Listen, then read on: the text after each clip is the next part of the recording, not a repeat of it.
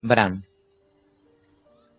Bailarina lucía guarniciones de lana color blanco níveo, adornadas con el lobo huargo gris de la casa Stark, mientras que Bran llevaba unos calzones grises y un jubón blanco con ribetes de vero en el cuello y las mangas.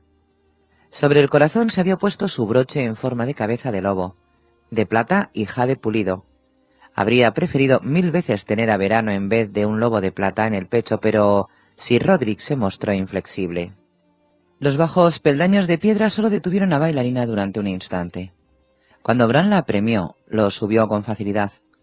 Al otro lado de las grandes puertas de roble y hierro, el salón principal de Invernalia estaba ocupado por 8 largas hileras de tablones montados sobre caballetes, 4 a cada lado del pasillo central. Los hombres se apretujaban en los bancos.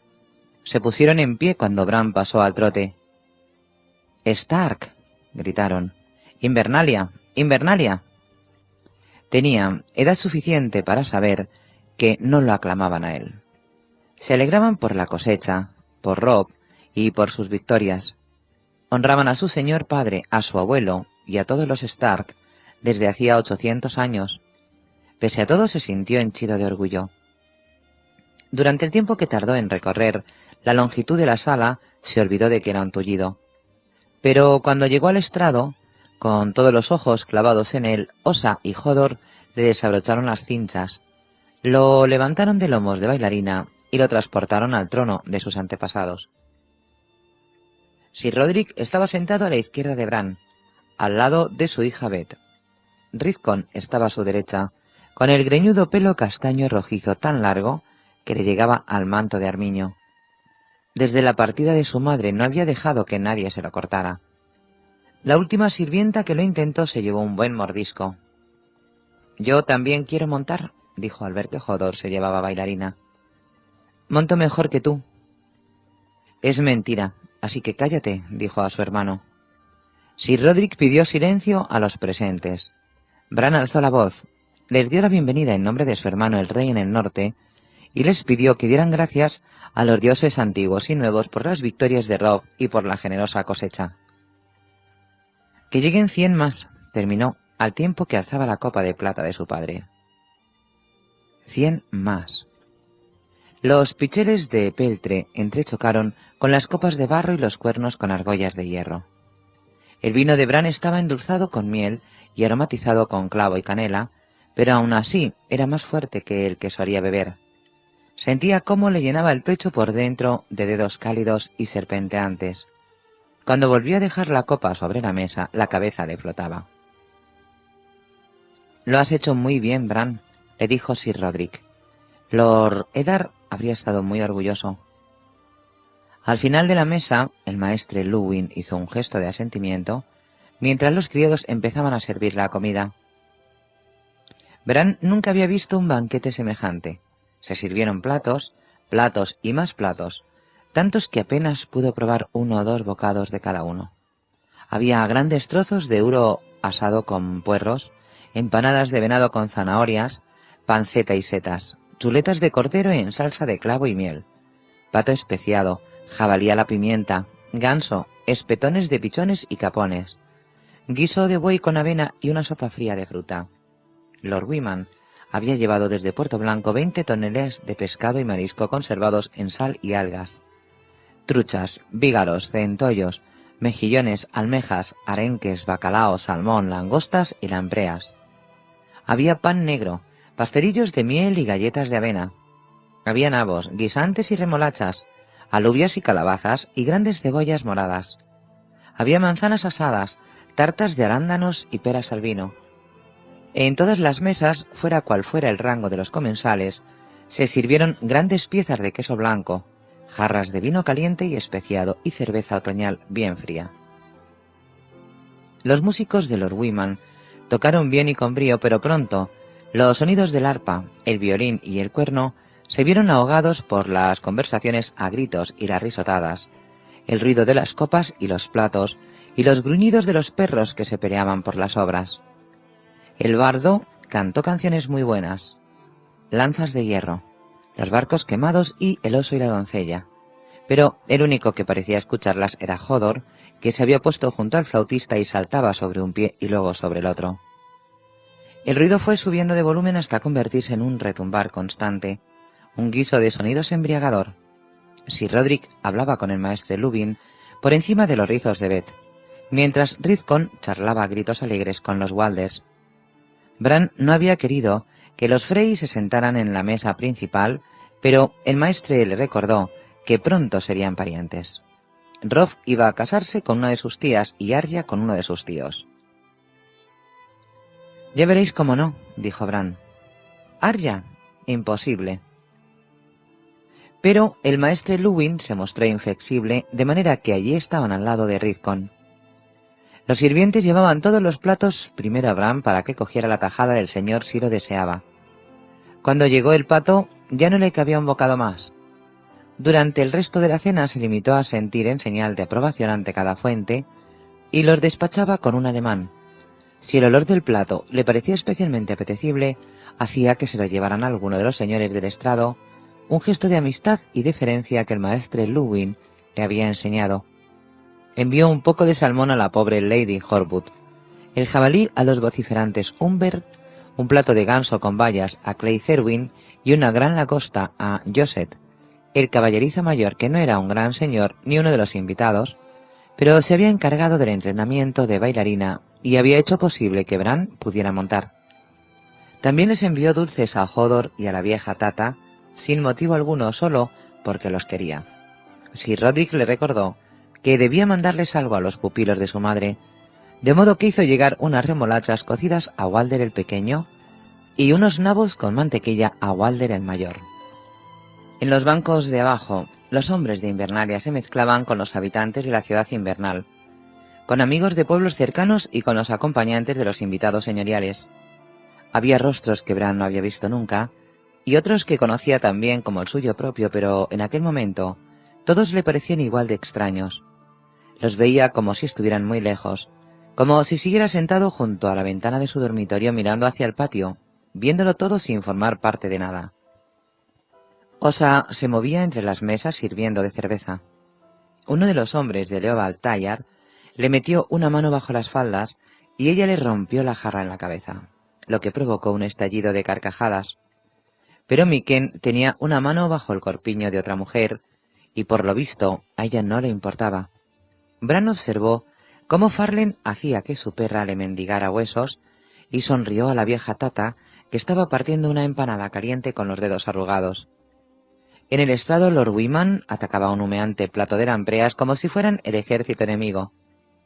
Estaba tan gordo que Sir Roderick había ordenado que le construyeran una silla de tamaño especial para que se sentara, pero se reía mucho y en voz muy alta, y Bran sentía cierto afecto por él. La pobre Lady Horwood, tan demacrada, estaba sentada a su lado. Su rostro parecía una máscara de piedra mientras picoteaba la comida sin interés. Al otro extremo de la mesa principal, Hotten y Mors competían en beber y entrechocaban sus cuernos tan fuertemente como dos caballeros las lanzas en una liza. Aquí hace demasiado calor y hay demasiado ruido y todos se están emborrachando. Las prendas grises y blancas de lana le causaban picazón y de pronto deseó estar en cualquier lugar menos allí. En el bosque de dioses hace fresco. De los estanques calientes sale humo y las hojas rojas del arciano crujen. Los olores son más penetrantes que aquí. Pronto saldrá la luna y mi hermano y yo le cantaremos. —¿Bran? —dijo Sir Roderick—, no estás comiendo nada. El sueño había sido tan vívido que durante un instante Bran olvidó dónde se encontraba. —Ya comeré más tarde —dijo—. Ahora estoy lleno a reventar. Lo has hecho muy bien, Bran. El bigote blanco del anciano caballero estaba teñido de rosa por el vino. Aquí y durante las audiencias creo que algún día serás un buen señor. Yo quiero ser caballero. Bran bebió otro trago de vino dulce espaciado de la copa de su padre, satisfecho por tener algo a lo que aferrarse. La copa tenía un grabado que representaba la cabeza de un lobo huargo mostrando los dientes. Notó el relieve del morro de plata contra la palma de la mano y recordó la última vez que había visto a su señor padre beber de aquella copa. Había sido la noche del banquete de bienvenida, cuando el rey Robert llegó con su corte a Invernalia. Entonces todavía era verano. Sus padres habían compartido el estrado con Robert y su reina, y sus hermanos se habían sentado junto a ella. También estuvo allí el tío Benjen, todo vestido de negro. Bran y sus hermanos se habían sentado con los hijos del rey, Joffrey, Tommen y la princesa Myrcella, que se había pasado toda la comida contemplando a Robb con ojos de adoración. Arya hacía muecas cada vez que creía que nadie la miraba. Sansa escuchaba arrobada al arpista del rey, que cantaba canciones de caballería, y Rickon no paraba de preguntar por qué Jon no estaba con ellos. «Porque es un bastardo», tuvo que susurrarle Bran al final. Y ahora todos se han ido. Era como si algún dios cruel los hubiera barrido de un manotazo gigantesco. Las chicas estaban prisioneras, Jon en el muro, Robb y su madre en la guerra, el rey Robert y su padre muertos, quizá el tío Benjen también. Asimismo, abajo, en los bancos, había rostros nuevos. Jory había muerto igual que Tom el Gordo, Porter, Alyn, Desmond, Julen, que había sido caballerizo mayor, su hijo Harwin, todos los que habían viajado hacia el sur con su padre, hasta la Septa Mordane y Bayon Pool. Los demás se habían ido a la guerra con Robb, y quizá también morirían. Le gustaban Pelopaja, Tin Carapicada, Skitrick y los demás nuevos, pero echaba de menos a sus antiguos amigos. Recorrió los bancos con la mirada, examinó los rostros alegres y los tristes, y se preguntó cuáles faltarían al año siguiente, y al otro y al otro. De buena gana se habría echado a llorar, pero no podía. Era el estar en Invernalia, hijo de su padre y heredero de su hermano, y ya casi un hombre. Al fondo de la sala se abrieron las puertas y la ráfaga de aire frío hizo que las antorchas brillaran más durante un instante. Barrigón dio paso a dos nuevos invitados al banquete. «Lady Mera de la Casa Red», rugió el rotundo guardia para hacerse oír por encima del clamor, con su hermano Jojen de la Atalaya de Aguas Grises. Todos alzaron la vista de sus copas y platos para mirar a los recién llegados. Bran pudo oír cómo Walder el pequeño murmuraba «comer ranas» a Walder el mayor, sentado a su lado. Sir Rodrik se puso en pie. «Sed bienvenidos, amigos, y compartid con nosotros este festín». Los sirvientes corrieron a prolongar la mesa del estrado con más tablones, caballetes y sillas. «¿Quiénes son esos?», preguntó Rickon. «Embarrados», comentó Walder el pequeño con desdén. «Son ladrones y carroñeros. Tienen los dientes verdes de tanto comer ranas». El maestre Luwin se acuclilló al lado de Bran para susurrarle unos consejos al oído. «Debes dispensarles un recibimiento cálido. No pensé que fueran a venir, pero... ¿sabes quiénes son?». «Lacustres», dijo Bran con un gesto de asentimiento. «Del cuello». «Howland Reed fue un buen amigo de tu padre», le dijo Sir Rodrik. «Al parecer estos son sus hijos». Bran examinó a los recién llegados mientras estos recorrían la sala. La primera era una chica, aunque con aquellas ropas nadie lo habría asegurado. Vestía calzones de piel de cordero, reblandecidos por el uso, y un jubón sin mangas, de escamas de bronce. Debía de tener la edad de Robb, aunque era delgada como un muchacho, con el largo pelo castaño atado en una coleta y apenas un atisbo de pechos. Llevaba una red colgada de un lado de las flacas caderas y un largo cuchillo de bronce del otro. Tenía debajo del brazo un viejo yelmo con manchas de óxido. De la espalda le colgaba una fisga y un escudo redondo de cuero. Su hermano era varios años menor y no llevaba armas. Vestía de verde de los pies a la cabeza, hasta las botas de piel eran verdes, y cuando estuvo más cerca Bran vio que tenía los ojos del color del musgón, que sus dientes parecían tan blancos como los de cualquiera. Los dos Red eran de constitución esbelta, delgados como espadas y poco más altos que el propio Bran. Una vez delante del estrado hincaron una rodilla en tierra. «Mis señores de Stark», dijo la muchacha, «han pasado los años a cientos y a miles desde que mi pueblo jurara lealtad por primera vez al rey en el norte. Mi señor padre nos ha enviado a recitar de nuevo el juramento, en nombre de todo nuestro pueblo». «Me está mirando a mí», comprendió Bran. Tenía que responder algo. Mi hermano Rob está luchando en el sur, dijo, pero si queréis, podéis recitar el juramento ante mí. A Invernalia juramos la lealtad de Aguas Grises, dijeron al unísono. Tierra, corazón y cosecha os entregamos, mi señor. A vuestras órdenes están nuestras espadas, lanzas y flechas. Apiadaos de nuestros enfermos, auxiliad a nuestros indefensos. Impartid justicia para todos, y jamás os fallaremos. Lo juro por la tierra y por el agua, dijo el chico de verde. Lo juro por el bronce y por el hierro, dijo su hermana. Lo juramos por el hielo y por el fuego, terminaron a la vez. Bran no supo qué decir. Tenía que recitar algún juramento equivalente. No le habían enseñado cómo salir de aquella situación. Que vuestros inviernos sean cortos y vuestros veranos generosos, dijo. Aquello solía dar resultado. Levantaos, soy Brandon Stark. La chica llamada Mera se puso en pie y ayudó a su hermanito a levantarse. El chico no apartaba la vista de Bran. Te hemos traído obsequios, pescado, ranas y aves. Os lo agradezco. Bran se preguntó si tendría que ser tan educado como para comerse una rana. Os ofrezco la carne y el hidromiel de Invernalia. Trató de recordar qué le habían enseñado acerca de los lacustres, que vivían entre los pantanos del cuello y rara vez salían de los humedales. Eran un pueblo pobre de pescadores y cazadores de ranas que vivían en casas de paja y juncos, en islas flotantes ocultas en las profundidades de los pantanos. Se decía de ellos que eran cobardes, que luchaban con armas envenenadas y preferían ocultarse de los enemigos en vez de enfrentarse abiertamente a ellos en la batalla.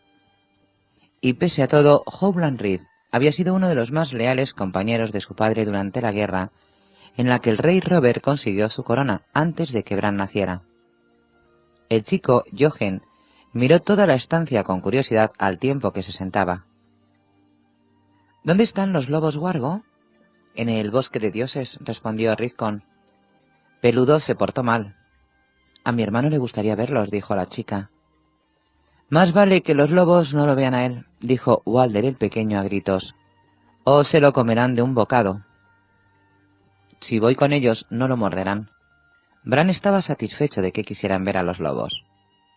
Bueno, verano seguro que no, y él mantendrá a raya a Peludo. Aquellos embarrados despertaban su curiosidad. No recordaba haber visto a ninguno. Su padre le enviaba cartas al señor de Aguas Grises todos los años, pero ningún lacustre llegó a visitar Invernalia. Le habría gustado seguir hablando con ellos, pero la sala principal era demasiado ruidosa, tanto que solamente se oía lo que decía quien estaba justo al lado. Quien estaba justo al lado de Bran era Sir Roderick.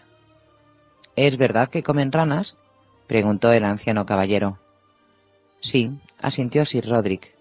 Ranas, pescado, lagartos, león y todo tipo de aves. A lo mejor es porque no tienen ovejas ni vacas, pensó Bran.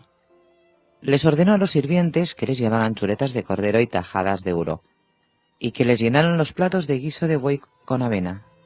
Pareció que les gustaba mucho.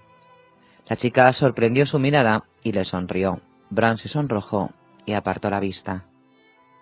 Mucho más tarde, después de que se sirvieran los dulces y se engulleran regados con galones de vino veraniego, retiraron los restos de comida de las mesas y las empujaron contra las paredes para que comenzara el baile. La música se hizo más animada. Entraron los tambores y Hotter Umber sacó un gran cuerno curvo de guerra con remaches de plata. Cuando el bardo que estaba cantando La noche que terminó llegó a la parte donde la Guardia de la Noche cabalgaba para enfrentarse a los otros en la batalla por el amanecer, lo hizo sonar con un rugido que provocó los ladridos de todos los perros. Dos hombres de Glover comenzaron a tocar una música estridente con una gaita y una lira. Mors Umber fue el primero en levantarse.